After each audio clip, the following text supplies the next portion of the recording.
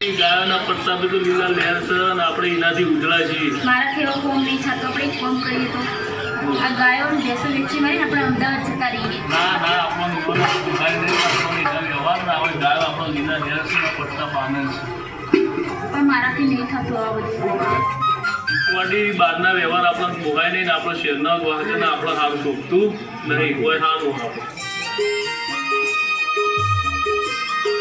ફરા